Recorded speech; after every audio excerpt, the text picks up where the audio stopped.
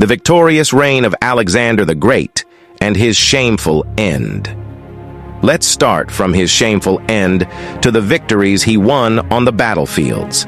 Alexander the Great was a mommy's boy who was brainwashed into believing that his father was the Greek god Zeus. Alexander the Great saw himself as immortal, and he only cared about one thing: conquering the world.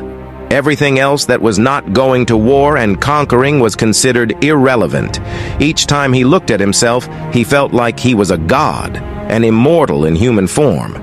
He threw his army into battle without fear of defeat, as if he were a god. The man won numerous wars for 10 years. His men were tired and wanted to return home to see their families and enjoy the victories they had won.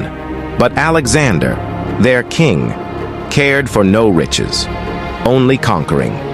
It was all going well for him until he hit a wall in India. Alexander lost many men while fighting his greatest enemy, Porus. He was wounded in the battle, and several of his men died. This was his toughest battle. Yet, it didn't stop there. He kept pushing his men, but across the river was another Indian army, agile and ready, while his men were tired and weak. They begged Alexander the Great to retreat. Alexander the Great, with no other options, was forced to retreat. He managed to escape with a few of his men who were already tired. When they reached their camp, he became traumatized and fell seriously ill. He fell into a deep sleep as he became unconscious. His generals and subjects thought he was dead. He wasn't decaying, he was still fresh and intact, so they all thought he was a son of a god. But I think they were all wrong to start with, because that was a neurological disorder. He was alive, but in a vegetative state. We could say he was brain dead. So we could also say that Alexander the Great was buried alive. Let's step into his victorious reign on the battlefield, the Siege of Tyre. The Siege of Tyre was a military campaign that took place in 332 BC between Alexander the Great and the city of Tyre, a Phoenician city located on an island off the coast of modern-day Lebanon. Alexander wanted to capture Tyre because it was a major trading center and a wealthy city-state. He also wanted to punish the Tyrians for their support of the Persians, who were Alexander's enemies. The city of Tyre was well fortified and had a strong navy.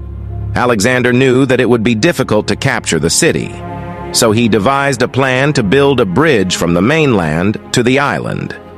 This was a massive undertaking, and it took Alexander's engineers 7 months to complete it. Alexander was really a troublesome person. I mean, he doesn't love peace.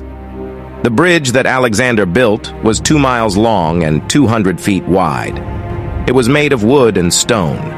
The Tyrians tried to prevent Alexander from building the bridge by using flaming arrows and other weapons to try to burn the bridge. However, once the bridge was completed, Alexander's army charged with force, using siege towers and battering rams to attack the city walls. They broke the walls, and there were shouts of fierce fight. I don't know what Alexander was thinking whenever it comes to battle.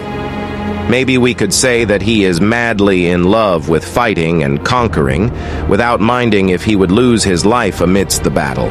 I mean, this was really crazy. The Tyrians fought bravely, but they were no match for Alexander's forces. After a long and bloody siege, the city finally fell. Alexander was victorious, but the Siege of Tyre was a costly victory. His army suffered heavy casualties, and the city was destroyed. Alexander was so enraged at the Tyrians' defense of their city that he had 8,000 of its inhabitants crucified. The Siege of Tyre lasted for 7 months, from January to July 332 BC. He also fought against Darius III, the king of Persia, and conquered.